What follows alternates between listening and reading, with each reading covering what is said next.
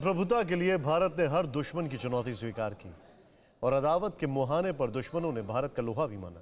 लेकिन चीन वो मुल्क है जिसने किसी न किसी तरह भारत को उकसाने की कोशिश जारी रखी। इसके पीछे क्या का समीकरण ये था कि चीन भारत को एशिया में अलग थलग करना चाहता था। इसीलिए पाकिस्तान, अफगानिस्तान, श्रीलंका, नेपाल, मालदीव जैसे देशों को एक रेखा मिलाकर चीन ने कई प्रपंच किए। लेकिन मोदी नीति के सिर्फ एक वॉर से ड्रैगन अब चारों खाने चित हो चुका है। कैसे हुआ ड्रैगन का मिशन फेल, देखिए इस रिपोर्ट।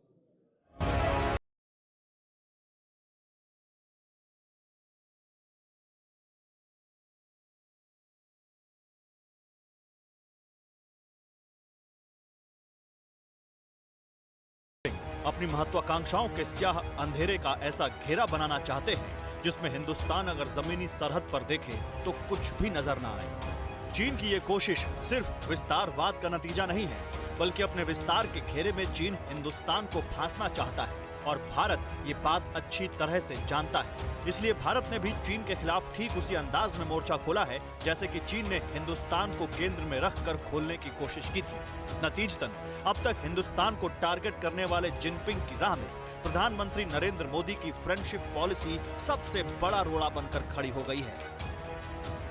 चीन को जवाब देगा भारत, अब तय होगी ड्रैगन की हद। खुल गया रणनीतिक मोर्चा, ड्रैगन लैंड में मोदी की चर्चा। चीन का श्रीलंका मिशन फेल, मालदीव्स में बिगड़ गया खेल। चीनी चाल समझा तालिबान, शी से दूर हुआ अफगान।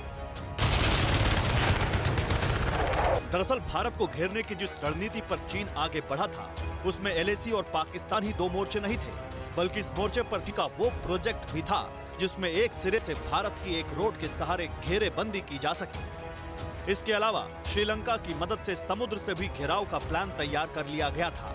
लेकिन इससे पहले कि चीन अपने नापाक मंसूबों में कामयाब होता, उसकी चाल को भारत ने नाकाम कर दिया और इस चाल को नाकाम करने के लिए भारत ने चीन को उसी की भाषा में जवाब दिया है। श्रीलंका के साथ भारत का एक बड़ा समझौता हुआ है। कोलंबो पोर्ट को अब अदानी समूह विकसित करेगा।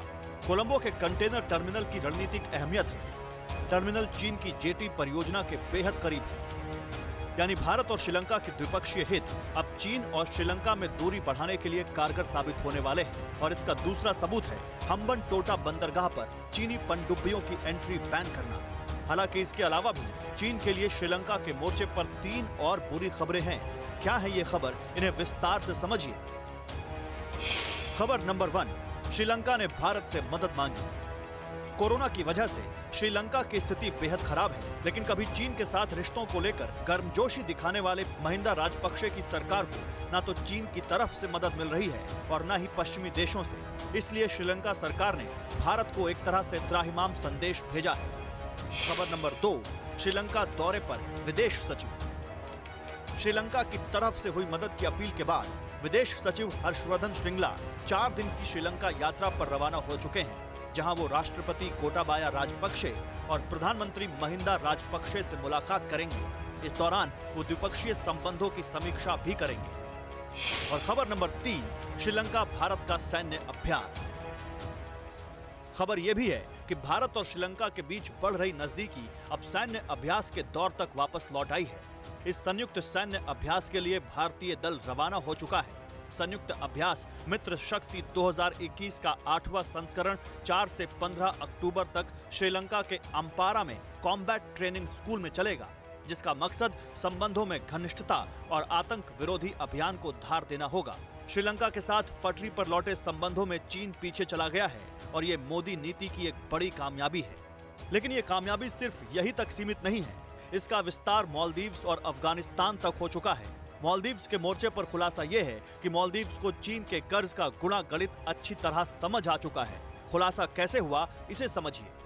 कर्ज के मुद्दे पर चीन मालदीव्स में सार्वजनिक कहासुनी हुई। झगड़े की शुरुआत पूर्व राष्ट्रपति और स्पीकर के बीच हुई है। विवाद में चीनी राजदूत ने दखल दिया और मामला बढ़ गया। मालदीव्स के पूर्व राष्ट्रपति भारत के साथ संबंधों के खिलाफ थे, लेकिन मालदीव्स के मौजूदा नेता भारत के साथ संबंध मजबूत बना रहे हैं। यही वजह है कि जैसे ही भारत से करीबी बढ़ी, चीन और मालदीव्स में कर्ज चुकाने को लेकर विवाद गर्मा गया। और ये भारत मालदीव्स के द्विपक्षीय हितों के लिए बेहतर स्थिति साबित हुई। ठीक इसी तरह अफगानिस्तान में भी चीन की नीति पर तालिबान ने आंखें तरेर ली हैं। इस विवाद की शुरुआत काबुल में चीनी और दूसरे देशों के राजदूतों की डिनर पार्टी में हुई। डिनर डिप्लोमेसी के मेजबान थे उप प्रधानमंत्री मुल्ला अब्दुल गनी बरादर, और चीन ने इस डिनर में कुछ ऐसा मांग लिया कि तालिबानी नेता बगले झांकने लगे। दावे के तहत डिनर में चीन ने एयरपोर्ट और कुछ हाईवे पर कब्जे की इच्छा जताई। ये पेशकश चीन ने ग्वादर पोर्ट की करीबी को देखते हुए की, लेकिन तालिबान सरकार को यह समझने में जरा भी देर नहीं लगी कि जो ड्रैगन पाकिस्तानी बंदरगाहों पर मजबूत पकड़ बना चुका है, उसके लिए अफगानिस्तान को निगलना जरा भी मुश्किल नहीं होगा। इसलिए मौजूदा हालात में भी तालिबान असमंजस में है और नजर भारत जैसे नेतृत्व पर टिक गई है। Bureau report, TV9 Bharatvarsh.